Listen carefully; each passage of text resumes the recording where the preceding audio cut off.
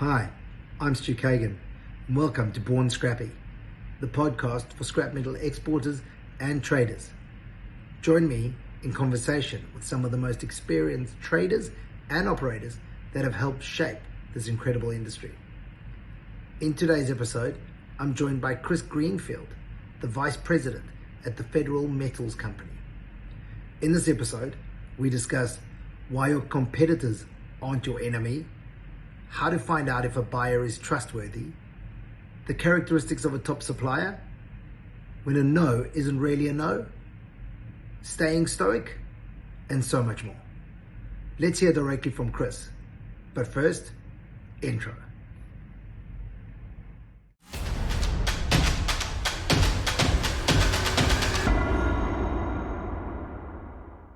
Hey Chris, good morning for me, good afternoon for you. How are you, mate? I'm terrific, Stu. It's nice to meet you.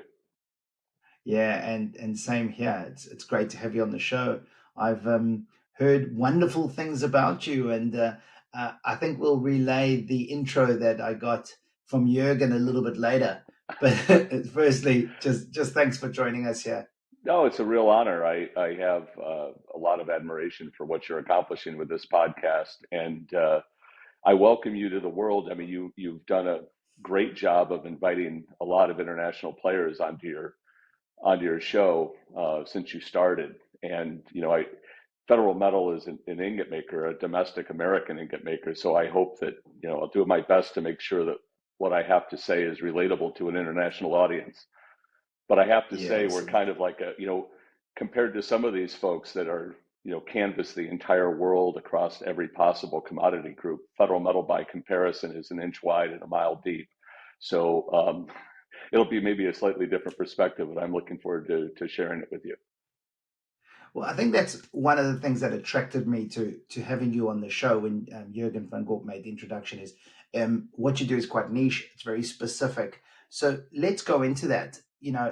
Straight into it, Chris. What's your background? How did you start on this journey? And tell us a little bit more about the Federal Metal Company. Yeah, of course. Well, first off, I don't want to disappoint you, Stu, but I was not born scrappy. I did not. Whoa. Yeah, I know. It's a disappointment even to my parents at this point. But I I joined Federal Metal Company at the age of 38. Prior to joining the company, I was the president of a commercial real estate company in the heartland of America in a wonderful city called Des Moines, Iowa. And prior to that, I did urban economic development work in Des Moines, Detroit, Michigan, and Wilmington, Delaware. So my background was more focused in those areas of planning and development and that sort of thing, all around real estate and civic engagement and so forth. And I love doing that. I joined the business because Peter Nagusky, who owns Federal Metal, has been a friend of mine since we were in college together, or as you probably call it, university. We became friends as sophomores in our second year of college, and after school we maintained a friendship. We didn't live close to one another, but we vacationed together and stayed in touch. And Peter and his father were looking to bring somebody into their business commercially in 2007 to join the business and to learn how to buy and succeed Peter as he moved up in the company to become president, which is where he sits today. Federal Metal is a 110-year-old family-owned business. We make brass and bronze ingot. As I mentioned a minute ago, Peter Nagusky is our president and CEO, and he's the fourth generation family member to own and operate the company. The products that we make come from the purchasing of various grades of brass and bronze scrap from all kinds of dealers around North America primarily. And we smelt, refine that material back into alloys that can be sold into the foundry industry.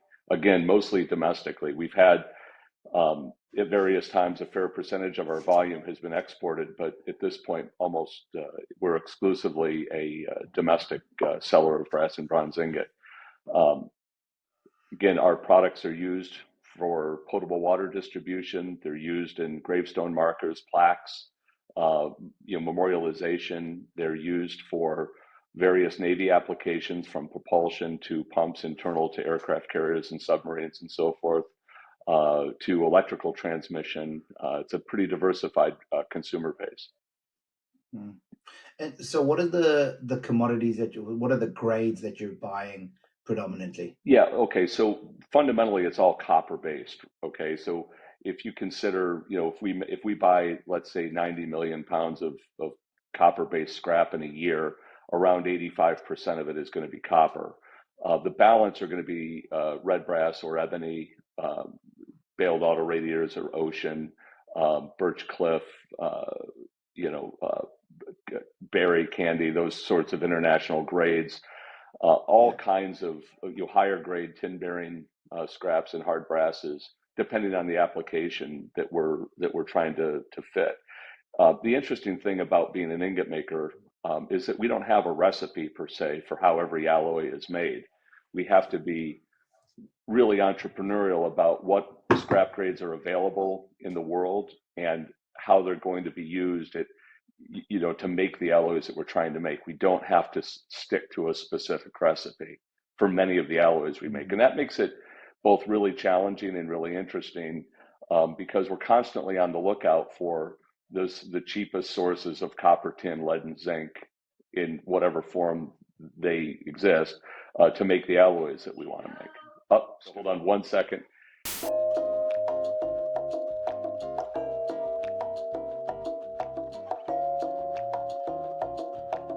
So Chris, are you looking for new suppliers all the time? Are you quite happy with your supplier base at the moment? How do you go into the market and how do you treat that? Well, the answer is sure. We're always looking for new suppliers, but we really believe pretty strongly that the loyalty and the constancy with which we work with the same supply chain has been really important to our success. We don't feel that you can responsibly work with somebody 1 month and turn off that spigot next month and then try to turn it on the month after. That really isn't fair to the supplier, and ultimately it's not particularly fair to Federal. We've One of the things that I learned early on when I joined the business in 2007 was that many of the relationships that we enjoy with our supply chain go back decades. They're not one-offs, and that I take that very seriously. And how we engage with our suppliers, they've been instrumental to helping us grow. As an example, in maybe 2008, 2009, we were going into new alloys that were much more much more dependent upon high grade pure copper than we were used to buying, in much more tonnage than we were used to buying. And so if you're in our position and you're going into a new business unit or a new area, the way that you do that is using the advice of the people that you trust to help you source the right units. And that's a core value of our company and of me in particular. I mean, you really have to rely upon the experts out there to help you succeed, because we're in this thing together. As a consumer, we don't have a high-minded approach to our business dealings. We tend to be really focused on making sure that we're aligned in our goals with what our suppliers are trying to do, and making sure that our suppliers are aligned with what we're trying to do. So the answer is, do we look for new suppliers? Of course. And when we think there's a value add there and a match, of course, we're excited to do that. And our company has grown substantially over the last 10 years. And so we've had to add a lot of new suppliers. But at the same time, we're very loyal to the people that have been loyal to us all these years. Yeah, that's a great answer, Chris. I like the loyalty aspect of it all. I think it's one thing to grow off the back of new supply. It's another thing to grow with your suppliers. And I think if you can rely on your suppliers to help you grow, that just has a massive impact on your business, because you know that you can rely on them. You know the material is going to be of a decent standard as well. Whereas often when you're bringing a new supply, it can hamper your growth, because it's that trust period and the period of learning somebody's supply, how good their quality is. And when you're making ingots like you guys are, and the products you guys are, you really need to rely on some decent quality coming through, I'm sure. Yeah, absolutely. I mean, and we spend a lot of time working with our supply chain, making sure if they want to send folks into federal to learn how to sort differently or more efficiently, we're an open door for that. We've sent our crew out to work with suppliers at their places to help them out. I mean, it's something that's very important to us. As it relates to the new suppliers, I believe really that when folks call, that one of the most important things you can do, and as soon as you can do it, is to visit, to see the environment that they work in, to understand it, to meet the people that are, at the door, to meet the people that you're going to be dealing with, and also for them, and frankly, even more importantly, so that they can meet you. I really like to think that, that trust that you build in those early days can really sustain you for a long time. And that's our goal. It's not to have, we're not trying to win the day, and so to speak. We're trying to, win the decade and do this stuff for a really long time. And that's where relationships play a massive part. Getting Correct. to know each other is so important. Talk us through some tough trades, Chris. I mean, when have you had to deal with something that wasn't planned or something really difficult at the time that you weren't hoping to deal with? And how did you get through it, and what did you learn from it? I think there's probably a couple of different categories I describe to that. In our world, it's not necessarily, for us, a trade is a PO, let's say, and we cut, dozens a week, or, and hundreds a month, and thousands a year. And some of them are just fine and everything goes swimmingly, and some of them aren't. And that's all well and good. I think to get to a slightly more nuanced answer, I'm going to take you in two slightly different but related directions. The first is, I have found in my experience that when business between us and a supplier is misaligned, where there's not a good understanding of what we're trying to accomplish or what they're trying to accomplish, and we just don't seem to agree on what our mutual goals are in the relationship, that just leads to just constant conflict. Every single load that comes in has an issue. The trust that we really would like to have, it gets tested on both sides of it. And those are the sorts of relationships I found that are the most difficult to sustain. And I mentioned it earlier, and I'll repeat it again. I mean, being able to have an open dialogue about what each other is trying to accomplish is really important. And to put a fine point on that, the real issue for us is the internalization of risk, and risk really comes in the form of the volatility of the copper market primarily. So if you issue a PO to somebody, and that PO is intended to have, let's say, 7,000 pounds of actual copper that's directly related on a spread to and the copper market goes way up, you might not see any of it at all. And if the copper market goes down, the 7,000 morphs into 15.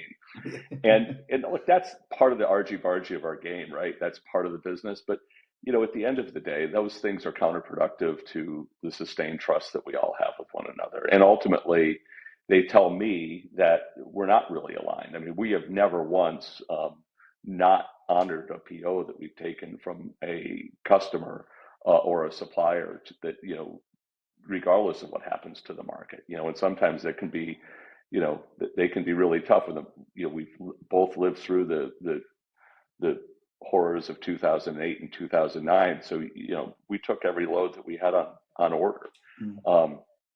But so I would describe the first set of difficulty comes from that. I describe it as a misalignment, alignment of our goals. And the second is our business, the domestic American brass and bronze ingot making business has been, by and large, a red ocean going back 50 years. And anybody that's been in this business for a really long time, if you're adjacent to it in the scrap world, that in the 1970s, mid 1970s, there were 35 ingot makers doing just what Federal Metal does in North America. By the mid 1990s, that was down to a little over a dozen. And at this point, there are three well, really 4 domestic American or Canadian ingot makers left.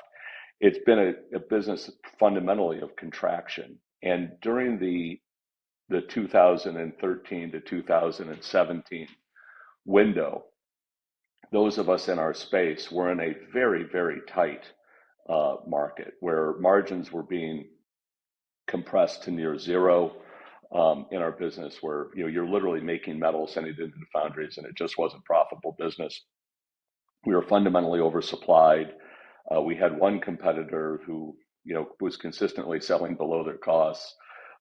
It really was tough, and that difficulty, I've never been through a more difficult period of time professionally in my life. It resulted ultimately in one of our competitors going out of business in the middle of 2017. And it demonstrated to me again the importance of our suppliers, because during that time, business was really hard. Federal Metal, we refinanced our company during that time period, and if it wasn't for our suppliers supporting us and being there for us and being patient with us, knowing full well that we were going to do exactly what we told them we were going to do, I don't know how we would have made it through it. And that was a testing time for me personally, and I know for the ownership of the company, really a testing time, because that was the one time where we faced not just the risk of a volatile copper market or a supply chain disruption, but we faced the existential risk of whether or not we could even continue to run. And it was based on that support and the goodwill that we enjoyed in the supply chain that we were able to do that. Yeah, wow, that's those are very difficult times. I mean, when you don't know if you're going to be able to survive, it's very different to not sure if I'll make my target this year, right? Right. To being unsure if by the end of this year, if we're still going to be around as a company, things get very difficult. It's hard to actually keep a decent culture as well at that time, because right at the top, the stress is unbelievable.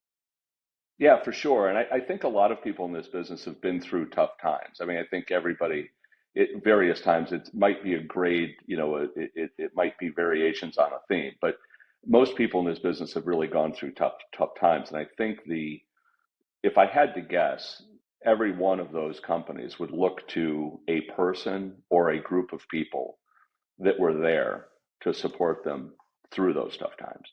And to lend a help, to lend advice, to just be an ear. And I know Federal Metal and I personally benefited from a lot of that in those years, and that's why we're here today, and why the company ultimately is much bigger today than it was in those days. We were able to stay focused on maintaining our market share, not shrinking at all, but in fact growing. And then it just took the contraction of our industry, and some of the capacity had to come off the table when one of our competitors went out of business in 2017. That changed the landscape overnight, and everybody eventually got healthy again. And Chris, how do you guys, how do you personally, I guess I can't ask you to speak on behalf of the Federal Metal Company, but how do you treat collaboration? Now, when I talk about collaboration, I mean generally with other people in the industry, whether it might be opposition clients, customers, suppliers of equipment, whatever it might be. Collaboration in general is something quite dear to me. And I believe that in our industry, we should do it more. How do you treat it? All I can say for sure about it, my job as the commercial vice president of the company is to sit on both sides of it. Okay. It's very clear, and I think I've explained this already, that we can't win if we don't have folks in our corner supplying this metal every day, doing their best to make a quality package for us, willing to sell it to us in up markets and down markets. And, we want to be there day in, day out for them, and we really want them to be day in, out for us. So that collaboration is, really, really important. On the sales side of our business, I think the level of collaboration that we're looking for going forward is going to be a lot greater than what it's been looking backwards. And what I mean by that is what I described earlier, the fact that our ingot making industry had been in essentially a red ocean for 50 years. I believe that's starting to change. And first off, it's changing because there are just fewer people that do what we do now. So the choice, the options that they have to work us all against each other, to beat our brains in, to sell an ingot at the lowest price available, no matter what quality standards, delivery, whatever. That's less today than it was before, but much more important than that aspect of it is the fact that the U.S. market is going through an incredible transformation right now. The two waves that I've seen in my world in this business, I joined again in 2007. So in 2007, we were well into the first wave, which was the rapid growth of China as the dominant global consumer of copper and scrap from every source it could get it in North America, especially, right? That started before I came into the business in 2007 and sort of changed the game for every single one of our suppliers, and changed the game for us as to the pricing control that we had domestically. I mean, it really became we have to pay whatever that domestic or that export price is in order to keep units domestic, and that was fine, but that was the reality that we lived in. And I wouldn't say it's not necessarily changed since then, but the new wave that we see coming is this whole new wave toward recyclables and renewables, and the electrification of the world transportation infrastructure. In the United States, there's been trillions of dollars spent on the potable water distribution system, or I'm sorry, will be spent in the potable water distribution system and on the electrical grid to improve the infrastructure here in the United States. This entire movement is also coming along with it a couple of new developments that are happening in the United States. I think Jürgen spoke to it on an earlier podcast where he spoke about the new development that they have going in Augusta, Georgia. Wieland, a large German brass company, has been very aggressive in the United States, buying Olin brass. They in Chase, they're building a recycling facility in Shelbyville, Kentucky, to consume lower grades and more variable grades of scrap there in order to feed their brass mills. And then you have Ames Copper, which is a plant down in Shelby, North Carolina, that's up and running, consuming primarily number 2 copper. So there's a massive fight going on for raw materials, and that fight is only going to grow. And I don't want to leave out SDI Lafarga because they were actually kind of the OG in this space. They opened up their plant in New Haven, Indiana, and have been transformative with what they've done with the domestic copper consuming marketplace. So I'm saying all of this because this new wave, that all of the push toward recyclable units relies on us, and our customers need us to succeed in that space. So the collaboration that I see happening with our consumers and with us, I think that knob is going to get turned up dramatically in the next 3 to 5 years. It has to change. It's not just an auctioned off, well, you're my ingot supplier today, you're not going to be my ingot supplier tomorrow. I just think that's fundamentally old news. The way it's got to change in order for our customers who need to win themselves, they need us in that space and working and being able to source the units we need to make the quality products that we make for them. So Chris, can you explain in simple terms why these consumers also need you, but are also going to be buying scrap in those regions? Well, first of all, the consumers that I talked about, like Arubis and SDI, those aren't truly the customers that we sell our ingot to are foundries. So they're parallel to these other companies. They're not the same people. I think Arubis is a customer of ours now in Europe because we generate co-products that are best recycled in a refinery. So they're a customer of ours now. They'll be a customer of ours when they have their plant in the United States, and they will also be somewhat, I guess, a competitor of ours. It remains to be seen how that works out. SDI, as I mentioned earlier, is both a customer of ours. We sell them product that we generate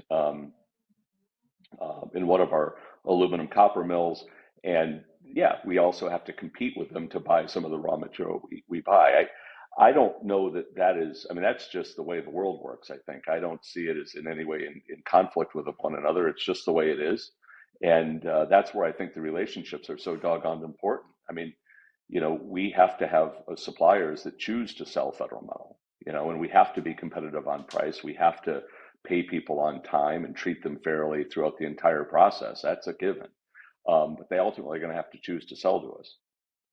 Chris, I'm glad you explained it like that, because what I'm trying to get to is when we talk about collaboration, it brings me back to that, because these are your opposition, but they're also somebody you're working very closely with. They're also somebody either buying or selling to you, right? Depending on, I'm not giving you an exact example, but for other people out there. So when you, for example, have a metal processing yard or a scrap metal yard, sometimes the guy down the road is competing with you, say for the cars you're buying, or maybe for the copper you're buying, but he's got a shred. Let's go back to the copper. He's competing with you for the copper you're buying, but he's got a shredder and you don't. So Right. here's a guy that's competing with you at the door for the copper from the plumbers and the electricians or whatever else. But there's absolutely no reason why you can't sell him your vehicles to be shredded. And often you find in our industry, maybe it's more previous generations, but I definitely still see it, that there's so much fighting that will happen and competing that you don't actually see the opportunity to work together as well. And it's come up a few times where sometimes you go to an ISRI convention or you go to a BIR conference and you end up sitting next to the guy who runs the yard down the road from you, having a beer with him, and you find out he's actually a really nice person. You've got a lot in common. Usually we've all got a lot in common. And you start doing business together. But up until that time, you hadn't engaged. And the reason why you hadn't engaged was because you were furiously competing with that person and you couldn't take off your blinkers and see the opportunity to actually do business together. So that's why I was hoping you would explain that in that way, that yes, there is collaboration because you're actually still buying and selling each other material, but you are competing for some of it. Yeah, and I don't really, I mean, I think the goal in this game is you don't want to go through your life in this business burdened with many enemies. It doesn't serve anybody very, very well. I think you're best served by having a vast number of people that are interested in doing business. And yeah, sometimes those people are your competitors. And I think that's a completely reasonable thing. If you go into this thing with so much machismo and so much I must win and you must lose sort of zero sum game approach, you're ultimately it's ultimately self-defeating. And I can assure you that there's no way Federal Metal is sitting here in 2023 as one of the largest ingot makers in North America if we took that approach. We that is just not the way I was taught. And it is completely self-defeating. You've got to be willing to sit down and have that drink. And by the way, sooner rather than later. And Yeah. I think Brett Eckhart spoke about it on the podcast. He spoke about this isn't sports where there's only one winner, right? We can all win. Right. There's enough Correct. room for all of us to win. You might as well pull up the person next to you, help the person next to you, instead of focusing on getting rid of that person. Let's all win together. Yeah, I think that's true. I think, your business or Brett's business, and I don't know him personally. I'm a great admirer of what he's doing on social media. I should say that, but I don't know him and I haven't done business with him specifically. But your businesses are hyper local, right? You're in a space. Federal Metal really isn't all that local, and when it comes to the selling of our actual ingot, there is an element of zero sum in it, meaning if a customer needs to buy, let's say 3 loads a month, they're either going to buy that from us or one of our competitors. And if they don't buy it from us, well, now we have to go figure out where those 3 loads are going to go, right? And you're constantly moving the deck chairs around looking for a place. So there is an element of that on the ingot side of our business that ultimately, I think we're moving past that feeling because there's a lot fewer of us, and also because, as I said earlier, the competition for raw material over the next 5 years to the next decade in the United States is going to be pretty fierce. Our customers, our ingot customers, need us to win in that space in order to be able to make the certified products that we make for them.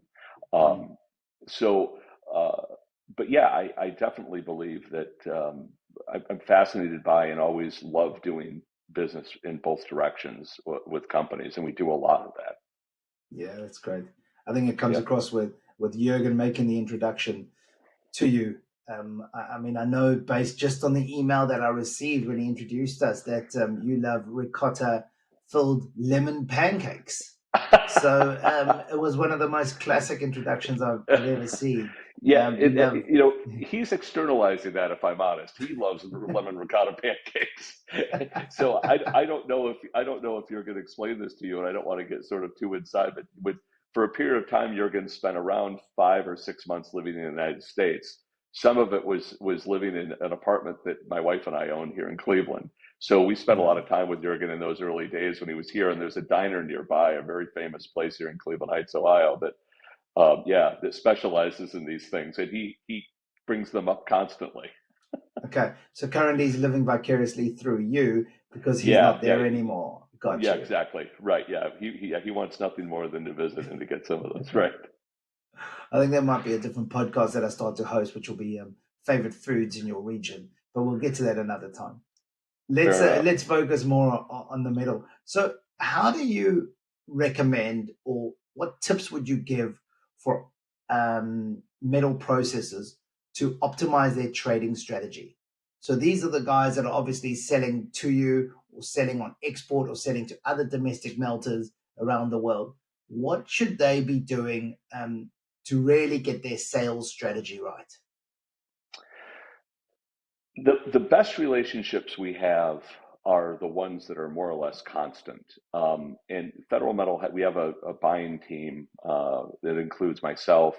It includes Peter Nagusky, who is our owner, and it includes then 3 full-time folks that just buy. And I think the strategies that they would say, and they would, I think I'll repeat this, is the more you talk, the more you're on the phone, and I mean that on the phone or in person, the more opportunities are going to come about. I think, firstly, you have to listen, meaning we have to listen to when somebody calls us out of the blue, let's say, and they have X, Y, or Z to offer, we have to think carefully about how that's going to fit into our mix, if it does. If it doesn't, we have to say that, and we just have to be honest about that and not try to stuff a square peg into a round hole. And similarly, they have to listen to us when we say that.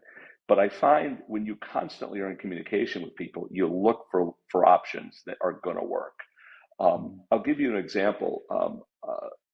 A really large company who's headquartered in Chicago with their fingers in all kinds of different elements of North American metal supply and production. Their president of the recycling division is a young man, a brilliant young man, actually. And we kept talking about stuff that didn't work. And that was fine, but we kept talking. And then I had a customer call me up in a panic, an ingot customer of ours, call me in a panic, and they needed 45,000 pounds of certified lead ingot. Well, we don't make lead ingot, right? But the fact that I'd been in conversations with that supplier more or less weekly, or even more often than that for the previous year, I picked up the phone, I called them. I'm like, don't you own a lead making business? Don't you make certified lead ingot? And again, I don't buy certified lead ingot. It's not my thing, right? We don't consume it. But the fact that we had our oar in the water so long together allowed me to pick up the phone, and a day later I had a load of lead ingot delivered into my customer and totally saved the day for that customer, right? That's a strategy that we just sort of organically employed that ended up going business. And that then just sets the table for more opportunities. And it leaves both of us with a great taste in our mouth that all the conversations we'd had over the previous year that didn't yield a whole lot of business, that ended up bearing fruit. I think with young people today, and I don't mean to say this in any way disparagingly, in fact, to the contrary, I think I'm incredibly optimistic about the future of our business because of all the bright young people I see coming into it. But they're not geared all the time toward that level of conversation that doesn't lead to business. If a few phone calls don't work out, then the calls just sort of end. And I think that's a mistake. So I think the most important strategy you can deploy is to just keep getting back into the batting cage and swinging away and see what you can hit, because that ultimately will pay off. And that's true for us on the ingot side as well, by the way. There are plenty of folks that don't want to buy ingot from Federal Metal for whatever reason. They're perfectly happy with their supplier, but if you stop talking, if you stop reaching out, then when they do need something and it's an urgent need and you can solve their problem, they aren't going to think of you, right? So you have to keep in front of them. So I think that's the best answer I can give to that. I think the next generation has relied on instant gratification a lot more than my generation, your generation has. We didn't have things like social media growing up and all the other aspects that give you this instant gratification, mobile phones, whatever it might be, everything's just right there and you get it as you want it.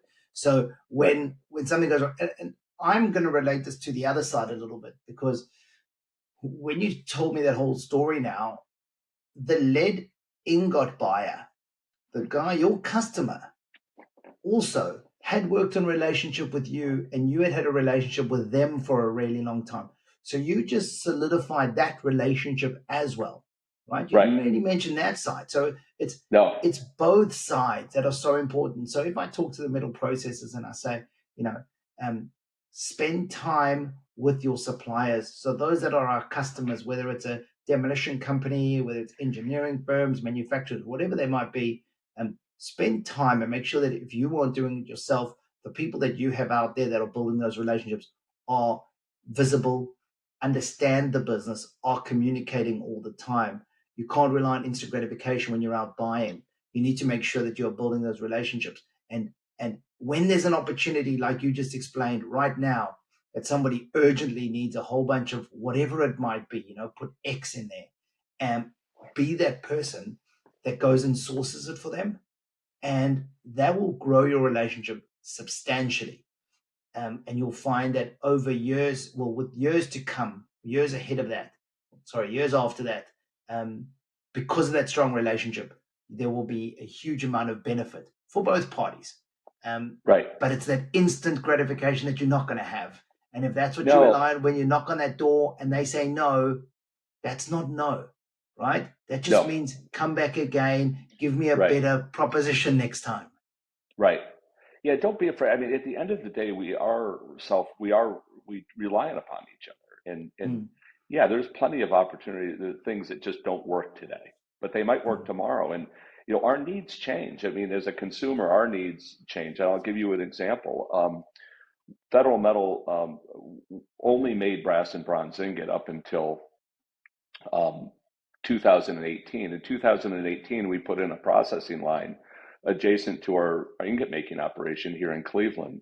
That the processing line processes aluminum copper radiators, which are, I think the international ISRI code is TALC. Yeah.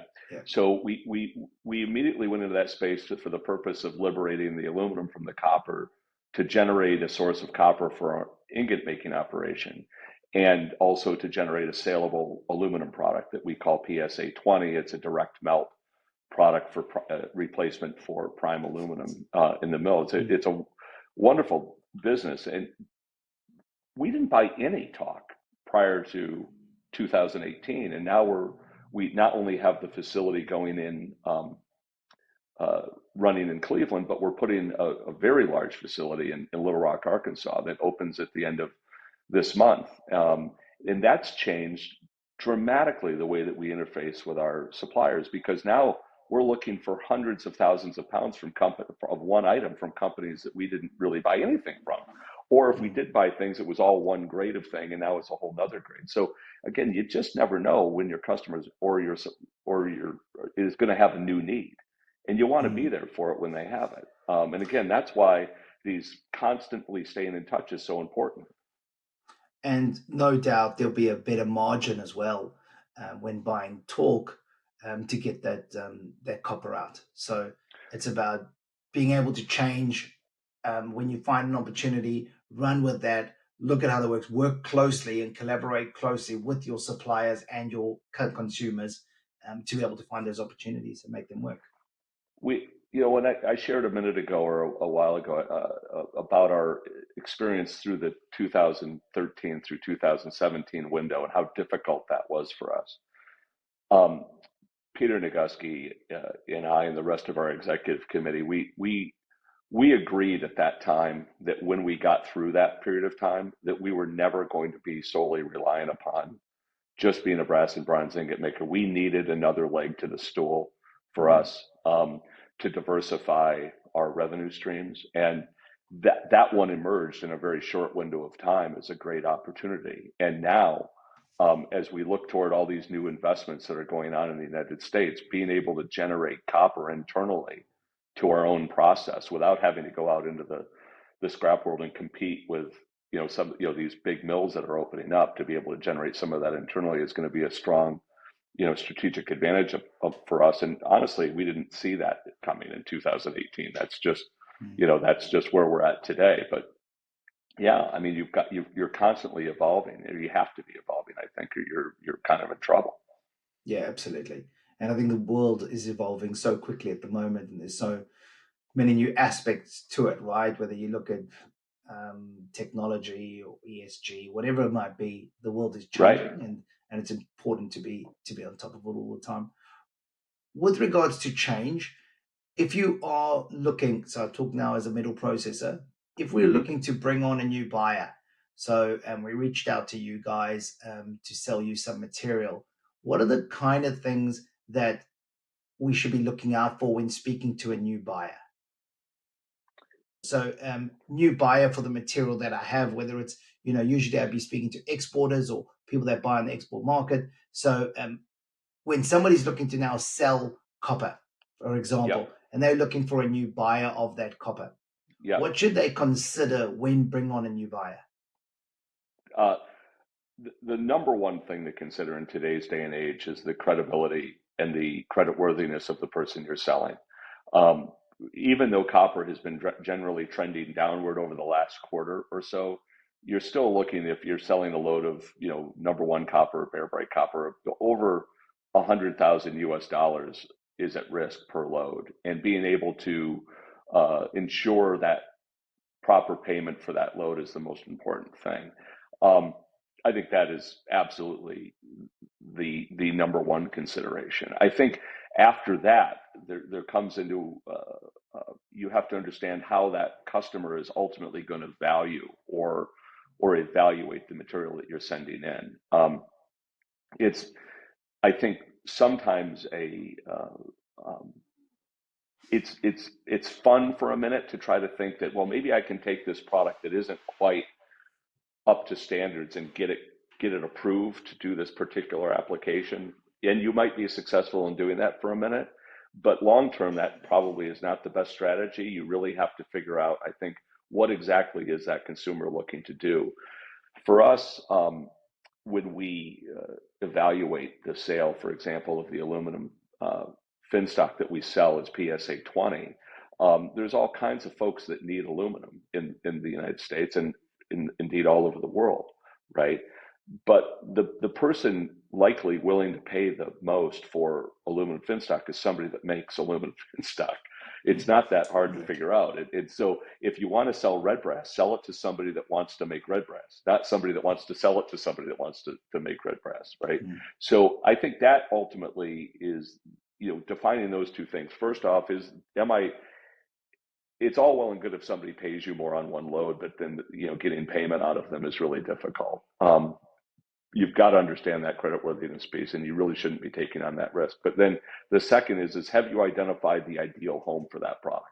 Is that person the highest and best use for that particular application? And if you've got those two things aligned, now you've got yourself a new buyer. Okay, then I'm going to ask you to move from theory to practical and tell me, how do I find out if you're able to pay in the future? Do I ask for balance sheets? Do I ask where the money comes from? How do we find that out? Yeah, I think, the same way that we do, when we evaluate new customers that have come to us in the foundry world, we try to understand, we do reference checks on their payment performances, and we aggressively insure our receivables as well. So they have to be insurable for us to feel comfortable in doing that. So, but yeah, I think you ask for whatever information you want to ask for, and the consumer ultimately will share whatever it is they're comfortable with. But to be honest, the best way, and we talk about we've shared a lot about just how collaborative our business is. The best way to ask about XYZ is to ask somebody else what their experience is. And if it's generally positive, then I think you can have some faith that you're okay. If it's not, then you have to understand why are they reaching out to you all of a sudden, as a supplier, because perhaps they've burned too many of their other suppliers. And that's something we always ask ourselves too. Like a new foundry calls us out of the blue and they say, and they say, we've got all of this business we want to give to you. I'm like, oh, that's great. But I never assume that it's just me, that there's probably something else behind that.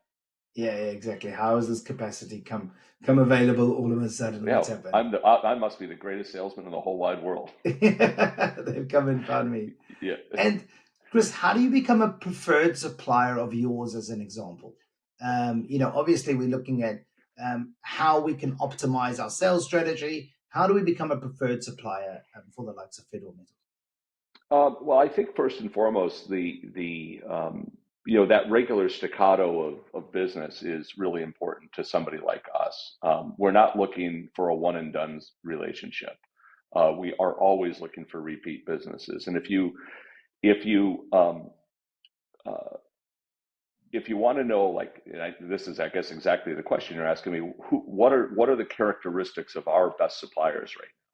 The characteristics of our best suppliers are those that A, have volume, B, have a variety of items that they generate in tonnage so that we can interface with them on a variety of different fronts. And then, of course, be civil enough to be relatively straightforward to deal with. And that not all of those things always exist, but I think that's the combination of things that we would look for, is having enough volume of a big enough variety of items that it's appealing. That's sort of the cross section of what makes a great Federal Metal supplier. The other thing is much more basic. Just do what you say you're going to do, right? If you say you're going to ship a load, we try to manage our inventory in a pretty linear, tight, and orderly manner. If we're expecting something to come in on Tuesday, we don't want to call on Thursday afternoon and ask where it is. I mean, we will call, but that shouldn't happen, right? I mean, let us know if there's a problem, right? Do what you say you're going to do, or make it easy for us to find out. Quality is obviously really important. There's always folks out there in this business that are looking to sell you a dime and ship you 8 cents. That gets old in a hurry. As a consumer, you kind of live with some level of that, but eventually it wears down. And I think it's counterproductive, again, for everybody. And to me, again, it reveals a misalignment of what our shared priorities ought to be, which is, I definitely want our suppliers to make a living. I want them to make money. I want them to succeed. I want them to invest in environmental controls and safety provisions and hire good people. So they need to make a living. And I want a really good product on our end, right? And we don't, we're not looking to hide the ball on that very often. Yeah, it's important to note all those things. Absolutely. Chris, I'm worried that we're going to run out of time, and I could probably speak to you for hours, but I don't know if the listeners are going to want to hear us speaking for 6 hours on each topic. So before we go, I just want to do a little bit of getting to know Chris a little bit better. So when anybody meets you, so we know your favorite thing to eat is not necessarily ricotta filled lemon pancakes. That's Jurgen's. But what's your favorite TV show or movie? That's a great question. I wish my son were here. My son is a university student, and he has a very specific uh, taste. And if you asked him what his favorite movie was, he would tell you the movie. It's very likely you've never heard of it, and he would give you an incredibly nuanced answer as to why it's so great. I am nowhere near that nuanced or bright. I would say favorite movies for me would be like Wes Anderson movies. If you're familiar with Right. those movies, Rushmore and Grand Budapest Hotel. Mm. The That would be his movies, and if not his movies, then probably Quentin Tarantino's movies. Those would Nice. be that's sort of the style, the aesthetic that I'm into. Mm. Where it likes to tell you how it ends in the beginning and then explains Right, how it got there. Yeah. right, exactly, right, So you like to know how it ends very early on. right, I right. I love Tarantino. Absolutely. That's awesome. And what's your favorite place to visit? Uh, I've been really fortunate. I've traveled a lot, both domestically in North America as well as in Europe. Um, Gosh, I don't know. I have a constant wanderlust, and there's always new places I want to go. So if you ask me what's my favorite place to visit, it's going to be the next place I visit. Right. And all I want out of that is my wife to be with me on that journey, which Kari and I have been married for 28, almost 29 years. So as long as she's with me, yeah, take me to Rome, take me to Tuscany, take me to, Krakow, Poland. I'm good with all of that. It's the That's next awesome. place, I guess, is the answer. My wife does my post editing, my post production of all my podcasts, and she's going to, as she hears that part, she's going to get hold of me and go, "You see, Chris is amazing. Why don't you answer things like that?" So I'm going to start working on my answering and what's my favorite thing to do? Anything with my Right. wife. I'll start. She'll be much Yeah. happier with that. Right. What's your favorite book? Um, I am I'm a pretty voracious reader. Not in the I mean, I'm not one of these book a week people. Mm, Right now, I'm reading a book called *Sapiens* by very good. an Israeli historian and social scientist named Harari, and it's I think the subtitle is a brief history of all humankind. And I don't know where the story ends. I'm only in the first quintile of the book, but it's a brilliant history. I've learned a lot just in the brief amount that I've been reading. But I tend to like things like that. Mm, Deep dives on somewhat arcane topics. In this case, not particularly arcane. I mean, it deals with who we are as people and why we're that sure. way. And I think the most interesting part of the book that the book has revealed to me so far in the brief amount that I've read is that Homo sapiens' success primarily has been a function of our ability to share stories and to collaborate, which is so lock and step with our business, regardless of what side of this business that you're on, whether it's Mm. your side is an international scrap trader or mine is an American ingot maker. Um, and I'm looking forward to finishing that. I like classics, though. I like American authors like Hemingway and Faulkner and Steinbeck, and Mm. these are the things that I read and reread and reread, and that's sort of my style. I love that you started off by saying you've just started the book *Sapiens*, but you don't know how it ends yet. Right. And that's because you watch too many Tarantino movies. That you like, I'm 3 chapters in. I don't know how this ends. This is absolute Well, waste of time for me. What am I even reading? Why haven't they told me how it's going to end?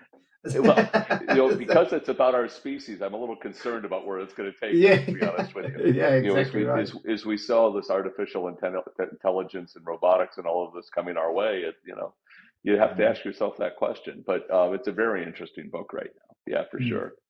And have you got a favorite quote?